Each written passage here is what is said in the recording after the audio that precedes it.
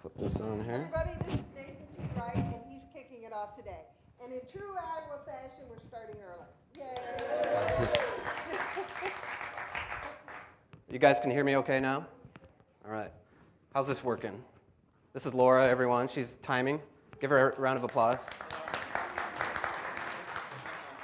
So each individual speaker gets 10 minutes. That's how the format works. So you're going to give a 2-minute warning. Hold up the peace sign, right? Yes. Have you started already? I'm going to stop. Start again? Okay. Awesome.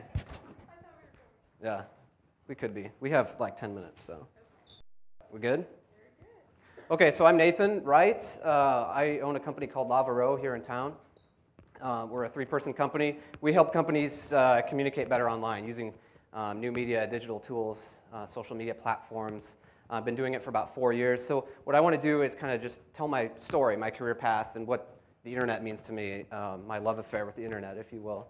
So let's go back in time a little bit to college, when I went to Iowa State. And I remember getting my first 28.8 baud modem. And this was like Christmas, right? Because I'd upgraded from a 14. But I remember the day that I discovered the internet for the first time in 1994 in Champaign-Urbana, Illinois, at my friend's house in the basement at midnight. And we logged on to something called Telnet, and we accessed IRC, Internet Relay Chat. Anybody remember IRC, old school? Yep, absolutely. White text on a black screen, no graphics, no video, none of that rich media. And it was just getting on and chatting with people, and there were different rooms. You could become a channel operator, and then you were really big time if you were a chan op on IRC. So I remember, like, music and trumpets blaring when I first discovered the internet, connecting with other people all over the world on IRC, even though it was just this kind of dull experience through a modem. And I thought, this is how I will meet women one day. Finally, this is my chance, right? So I say that because in high school, I was just the biggest, just socially inept, just the biggest geek, right? Only child, so just really poorly socialized, no brothers or sisters. And I was my high school's foremost expert on colonizing Mars. So if you had a question about, terraforming other planets, you came to me. No one ever did, but so that's the kind of stuff I was into. And I had a T-shirt, like for every day of the week, a colonized Mars T-shirt, and that was my wardrobe in high school. So you understand, where I'm coming from when I first discovered the internet. But that's what it did. It connected me to people, like-minded interests, and things like that. So that was when I first discovered it, and then I started playing around, learned web design on my own, and just kind of fell backwards into a web design job at an ad agency where I worked for 7 years, and over time got to do more things like strategy, development, and things like that. So got to work with a lot of fantastic clients. And in the year 2002, and remember, this is mature social networks. This is before MySpace and all of that stuff came around. And so in 2003, I decided as a prank to sell my soul on eBay, and just as a joke. And this story just exploded worldwide. And this is what really opened my eyes. By the way, I got $46 for my soul. Thank you. $14 shipping and handling.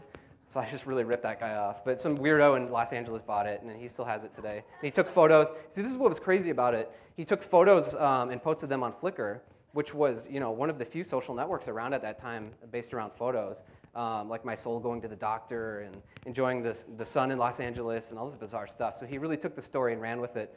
And I saw how accelerated that message was out on these social networks at the time, and I thought, there are business opportunities here. So in 2007, I quit my job, started Lava Row. My first office was my couch, and I still have that couch today, and there's a hole in one of the cushions where my ass was for about 6 to 9 months, I think. I saved a lot of money when I was bootstrapping, and I look at that every day, and I thought those were my first 9 months of this business. So we've matured somewhat. We have actual office space that's not a couch, and we have 3 people, and we work with fantastic, amazing clients, some of whom are here today: Veridian Credit Union, Hy-Vee, Wellmark, Meredith Corporation. I'm going to shout out all those 4 because they all bought tickets. Thank you guys so much. And they're here today to meet all of you and interact, and that's going to be great. So that's my story in a nutshell. That's why I love the internet. What's coming next? That's what I'm focused on. We're living in a post-social media era. Guys, the social networks, the word social media is going to evaporate pretty soon because it doesn't, and I don't mean that that's not important. It's just that if we keep talking about it, it's like we're going to keep talking about how amazing the telephone is. It's just so plugged into our daily lives that word's going to go away, and it's so mainstream.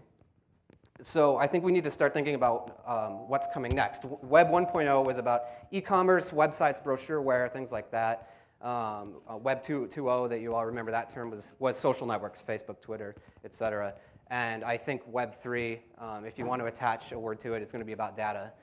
It's going to be about this tremendous footprint we've left behind on social networks.